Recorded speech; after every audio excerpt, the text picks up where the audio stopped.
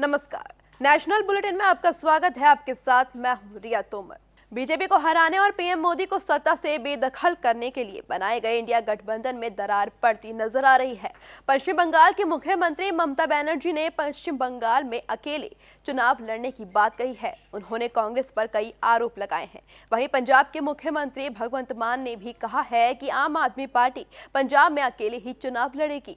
ममता बनर्जी और भगवंत मान के ऐलान के बाद इंडिया गठबंधन का भविष्य खतरे में नजर आने लगा है। कांग्रेस पार्टी के लिए सियासत का ये कौन सा दौर चल रहा है जहां पर लगातार उनको झटके पे झटके लग रहे हैं। पहले ममता बनर्जी ने झटका दे दिया, फिर भगवंत मान ने स्टेडियम के बाहर से ही छक्का लगा दिया। अब कांग्रेस उस गेंद को भी ढूंढ रही है कि आखिर छक्का कहां मारा गया। कांग्रेस अब मनाने की कोशिश भी कर रही है कि ममता बहन आ जाइए, और वो भी इस तरह से जैसे शादी से कोई फूफा रूठ कर चला जाता है और उन फूफा जी को वापस बनाकर बुलाया जाता है। आखिर ये क्या हो रहा है? गठबंधन के नाम पर कभी ममता रूठ के भाग जाती हैं, कभी भगवंत मान आंखें दिखाते हैं, कभी नीतीश कुमार दूसरे के पाले में खड़े नजर आते हैं। कांग्रेस पार्टी इस वक्त मुर्गी खाने में कैद उन मुर्गियों की तरह दूसरे पार्टियों को पकड़ पकड़ कर ला रही है, जो कभी इधर झटक रही हैं, कभी उधर झटक रही हैं। आखिरकार यह गठबंधन किस तरफ जाएगा? क्या बीजेपी को टक्कर देने के लिए गठबंधन बन भी पाएगा या फिर नहीं? बड़ा सवाल तो यही उठता है, क्योंकि ममता बनर्जी ने साफ तौर पर कह दिया है कि कांग्रेस के साथ गठबंधन नहीं होगा। मेरी बातें नहीं मानी गई, मुझे यात्रा की इंफॉर्मेशन नहीं दी गई, तो फिर किस चीज का गठबंधन? उधर भगवंत मान भी कहते हुए नजर आए कि 13 की 13 सीटें लड़ भी सकते हैं, जीत भी सकते हैं और अकेले ही लड़ेंगे। कांग्रेस को पंजाब में आने की जरूरत नहीं है। लोकसभा की 13 सीटें वो खुद ही लड़ेंगे और जीतेंगे भी। अब बड़ा सवाल यह है कि क्या रूठे हुए फूफा को जो मनाने की कोशिश कांग्रेस कर रही है, फूफा जी मान जाते हैं या फिर नहीं? लेकिन एक और चीज, चाचा जो पंजाब में बैठे हैं वो भी लौट के आएंगे या फिर नहीं? प्रधानमंत्री नरेंद्र मोदी ने बुधवार को उत्तर प्रदेश के स्थापना दिवस पर राज्यवासियों को बधाई दी और उम्मीद जताई कि देश का ये सबसे बड़ा राज्य विकसित भारत की संकल्प यात्रा में अग्रणी भूमिका निभाएगा। पीएम मोदी ने सोशल मीडिया प्लेटफॉर्म एक्स पर एक पोस्ट में कहा, अध्यात्म, ज्ञान और शिक्षा की तपोभूमि उत्तर प्रदेश के अपने सभी परिवारजनों को राज्य के स्थापना दिवस की अनेकानेक शुभकामनाएं। उन्होंने कहा, बीते साल प्रदेश ने प्रगति की एक नई गाथा लिखी है, जिसमें राज्य सरकार के साथ जनता जनार्दन ने भी बढ़ चढ़कर भागीदारी निभाई है।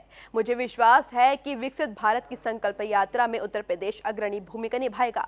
आपको बता दें कि उत्तर प्रदेश दिवस मनाने की पहल तत्कालीन राज्यपाल राम नाईक ने की थी और मुख्यमंत्री योगी आदित्यनाथ के नेतृत्व में भारतीय जनता पार्टी की सरकार बनने के बाद 2018 से हर साल इस दिवस पर विभिन्न कार्यक्रम आयोजित किए जाते हैं।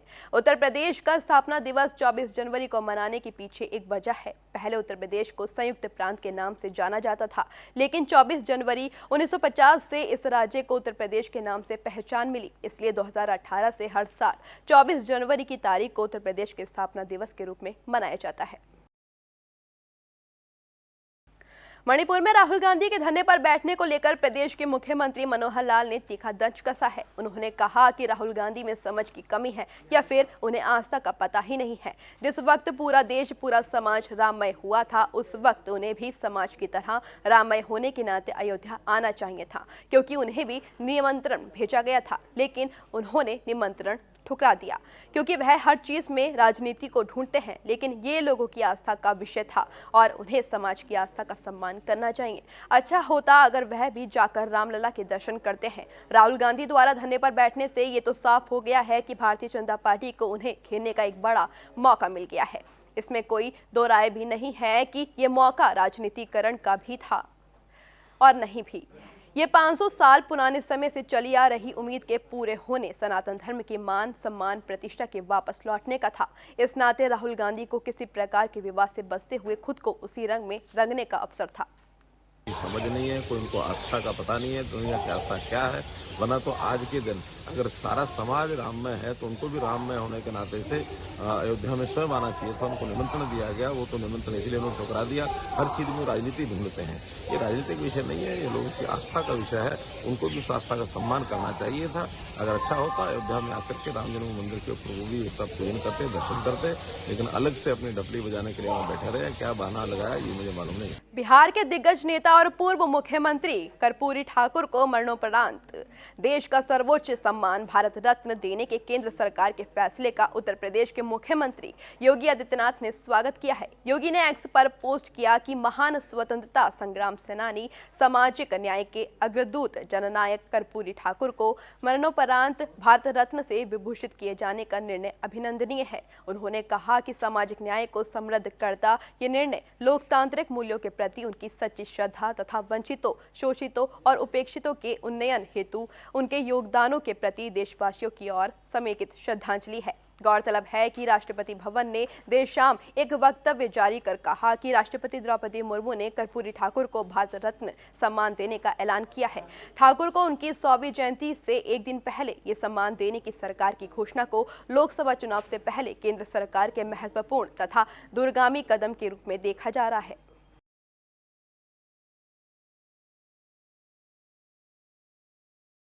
देवरिया जिले के जिला मुख्यालय स्थित जीआईसी स्कूल के ग्राउंड में उत्तर प्रदेश का 75वां स्थापना दिवस मनाया गया।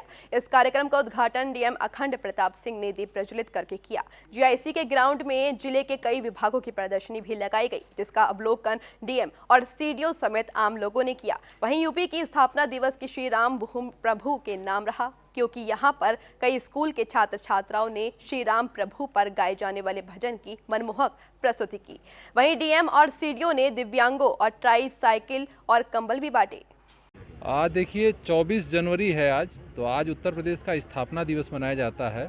तो इस परंपरा की जो शुरुआत हुई थी 2017 में माननीय मुख्यमंत्री जी की प्रेरणा से इसकी शुरुआत हुई और इसमें प्रत्येक जनपद को एक रंगारंग कार्यक्रम देना होता है। तो जैसे प्रदेश की स्थापना का जो महत्व होता है, वो महत्व इस बात को होता है कि उस पर्टिकुलर भूभाग में जो संस्कृति, जो खान पान, जो रंगारंग कल्चर जो है प्रिवेल कर रही है, उसका एक तरह से यहाँ पर परिरक्षण किया जाए। तो आज हम लोग जो देवरिया में इसको मना रहे हैं, तो यहाँ पर देवरिया की जो लोक कला है, लोक संस्कृति है और यहाँ की आर्ट और क्राफ्ट है, उसका यहाँ पर प्रदर्शन हो रहा है। जिसको गणतंत्र दिवस समारोह 26 जनवरी को कर्तव्य पथ पर मेरा परिवार मेरी पहचान थीम पर हरियाणा की झांकी प्रदर्शित की जाएगी। कर्तव्य पथ पर प्रदर्शन के लिए तीसरी बार हरियाणा की झांकी का चयन रक्षा मंत्रालय की विशेषज्ञ कमेटी ने किया है। हरियाणा ऑनलाइन सेवाओं के लिए पहले ही देश भर में उत्कृष्ट कार्य कर रहा है। सूचना, जनसंपर्क और भाषा विभाग हरियाणा के महानिदेशक मनदीप सिंह बराड़ ने मीडिया कर्मियों से बातचीत में बताया कि मेरा परिवार मेरी पहचान कार्यक्रम की शुरुआत आमजन को घर द्वार पर सरकारी सुविधाएं और सेवाएं उपलब्ध कराने को लेकर की गई है। उन्होंने कहा कि मुख्यमंत्री मनोहर लाल इनोवेटिव सोच के साथ प्रदेश में अनूठी योजनाएं लागू कर हरियाणा को विकास की राह पर आगे बढ़ा रहे हैं। हरियाणा की कई योजनाओं का दूसरे राज्य भी अब अनुसरण कर रहे हैं और केंद्र सरकार ने भी अपनाया है। इस बार की हरियाणा की झांकी भारत सरकार के थीम विकसित भारत के साथ सटीक बैठती है, जिसमें विरासत और विकास का सामंजस्य दिखाई देगा। हरियाणा भौगोलिक दृष्टि से भले ही छोटा राज्य हो, लेकिन उद्योग, कृषि और विविध प्रकार के व्यवसाय के लिए देश में सदैव अग्रणी पंक्ति में रहा है। बराड़ ने कहा कि मुख्यमंत्री मनोहर लाल की दूरदर्शी सोच के चलते हरियाणा राज्य ने देश को विकसित भारत बनाने के स्वप्न को साकार करने के लिए आधारभूत संरचना तैयार करने सहित कई मील के पत्थर स्थापित किए हैं। इस साल हरियाणा राज्य की झांकी नए भारत को प्रदर्शित कर रही है, जो प्रधानमंत्री नरेंद्र मोदी के शानदार मार्गदर्शन में आगे बढ़ रहा है।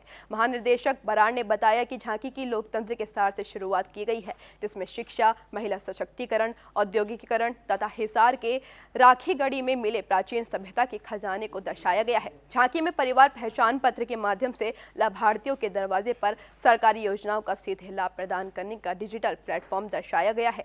फूलों की खेती के माध्यम से महिला सशक्तिकरण के अवसरों को भी दर्शाया गया है। झांकी में सबसे आगे हाथ में टैबलेट लिए एक छात्र को दर्शाया गया है, जो मुख्यमंत्री मनोहर लाल की जमीनी स्तर पर डिजिटल इंडिया मुहिम को मूर्त रूप देने की सोच के अनुरूप राज्य की सफलता का प्रतीक है। उत्तर रेलवे ने अगले कुछ दिनों में अयोध्या के लिए आस्था विशेष ट्रेनें चलाने के साथ फैसला किया है। ऐसी 9 ट्रेनें अंबाला छावनी रेल स्टेशन से होकर गुजरेंगी। उत्तर रेलवे ने कथित तौर पर अयोध्या के लिए 17 आस्था स्पेशल ट्रेनों का शेड्यूल जारी किया है, जो श्री माता वैष्णो देवी कटरा, मेजर कैप्टन तुषार महाजन स्टेशन, जम्मू तवी अंब अंदौरा, पठानकोट, ऊना हिमाचल और अमृतसर से शुरू होने वाली ट्रेनें अयोध्या के रास्ते में अंबाला छावनी रेलवे स्टेशन पर रुकेंगी। इनमें से अधिकांश ट्रेनों की यात्रा एक यात्रा होगी और ये 29 जनवरी से 9 फरवरी के बीच अलग अलग तारीखों पर चलेंगी। 9 ट्रेनों में से 2 अब अंदौरा स्टेशन से और 1 ऊना हिमाचल स्टेशन से अंबाला डिवीजन से निकलेगी। रेलवे के एक अधिकारी ने कहा, अंबाला डिवीजन से 3 आशा ट्रेनें चलेंगी। ये चंडीगढ़ और अंबाला छावनी रेलवे स्टेशनों पर रुकेंगी।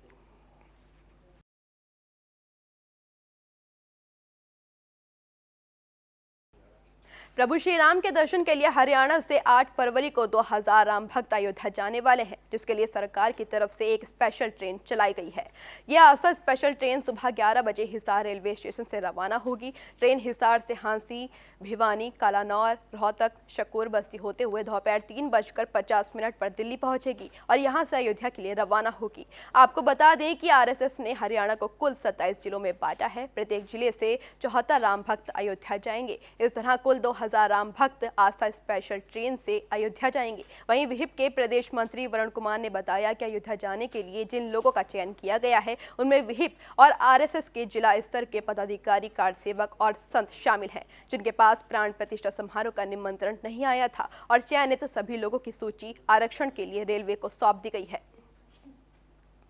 नेशनल बुलेटिन में इतना ही। देश दुनिया की तमाम खबरों को जानने के लिए जुड़े रहिए हमारे साथ।